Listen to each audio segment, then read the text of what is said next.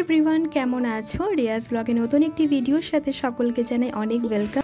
একটা শাড়ি কিনেছিলাম, সেটাই ভাবলাম তোমাদের সাথে একটু শেয়ার করে নিই যে শাড়িটা কেমন হয়েছে। ভালো লাগলে কিন্তু কমেন্টে অবশ্যই জানাতে ভুলো না। তো এটা ফার্স্ট টাইম শাড়ি অর্ডার করেছি অনলাইনে, মিশো বলো ফ্লিপকার্ট বলো, আমি কোনোদিনও শাড়ি অর্ডার করিনি, সবসময় অফলাইন থেকে শাড়ি দেখে শুনেই কিনেছি। তো ভাবলাম এবার রিস্কটা না নিয়ে একটু নেওয়া যাক, কেমন হয় না হয়। যদি ভালো না হয় তাহলে রিটার্ন দিয়ে দেবো, কেন কি আমরা যেই মুহূর্তে এখানে রয়েছি এখানে তাঁতের শাড়ি বা সুতির শাড়ি তো পাওয়া যায় না।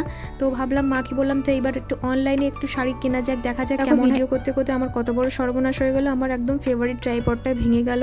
সে আর কি করা যাবে, মানে সত্যি ভীষণই খারাপ লাগছে। তো চলো তোমাদেরকে শাড়িটা একটু আমি গায়ে দিয়ে দেখাচ্ছি, গায়ে দিলেই হয়তো তোমরা বুঝতে পারবে। একটু অঙ্গি ভঙ্গি করছিলাম, যাই হোক ক্যামেরার সামনে একটু সবাই একটু অঙ্গি ভঙ্গি করে, কথা বলতে পারছিলাম না, মানে আমাদের পুচু সোনা ঘুমাচ্ছিল, তার জন্য ইশারাতে তোমাদের বলার চেষ্টা করছিলাম, তোমরা আশা করি বুঝতেই পারছো। দেখাচ্ছিল কিন্তু 31 তারিখে আসার কথা, কিন্তু তার আগেই চলে এসেছে শাড়িটা। কিন্তু আমরা যে কালারই চেয়েছিলাম সেই কালারেরই কিন্তু শাড়ি এসেছে, কেন কি মাঝে মাঝে যে কালার আমরা চাই অন্য কালার চলে আসে। কিন্তু আমার সাথে দুইবার হয়ে গেছে, তার জন্য খুবই ভয় পাচ্ছিলাম।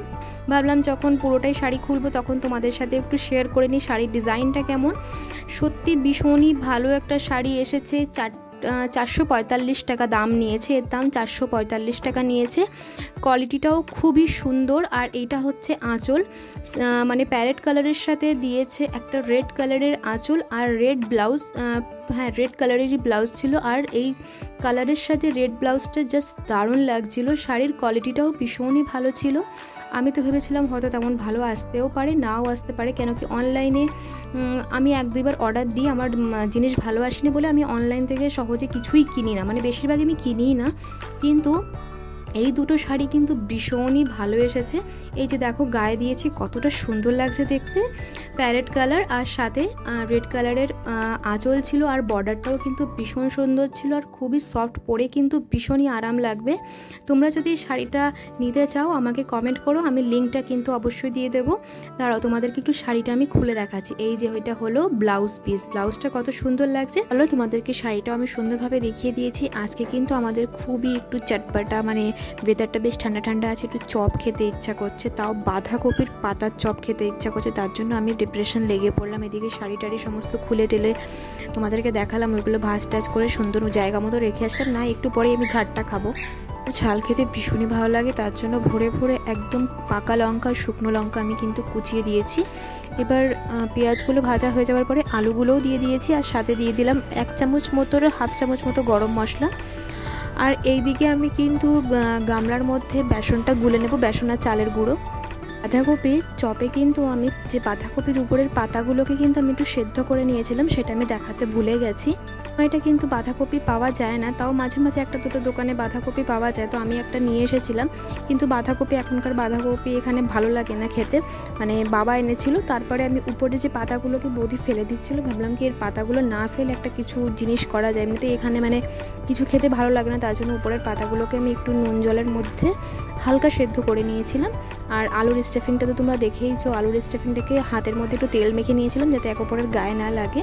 এবার চপের মতো করে নিয়ে আমি আলুটাকে হাতের মধ্যে সুন্দর শেপ দিয়ে নেবো। যে বাঁধাকপির যে পাতাগুলোকে আমি সেদ্ধ করেছিলাম, এবার এই পাতার মাঝখানে আলুর স্টাফিংটাকে আমি রেখে দেবো। বাঁধাকপির পাতায় আমি হাতে তেল লেগেছিলো, একটু দিয়ে দিলাম। এবার আলুটাকে মাঝখানে রেখে আলতো হাতে কিন্তু ভালো করে কিন্তু মুড়ে নেব। এপাশ ওপাশ বন্ধ করলেও চলবে, না করলেও চলবে, কিন্তু একদমই আলুগুলো বেরোয় না। তোমরা কিন্তু বাড়িতে ট্রাই করো, খুবই ভালো হয় খেতে। আমরা ফার্স্ট টাইম ট্রাই করেছিলাম, ভাবছিলাম কেমন হবে না হবে, কিন্তু খাওয়ার পরে ভীষণই ভালো হয়েছিল খেতে।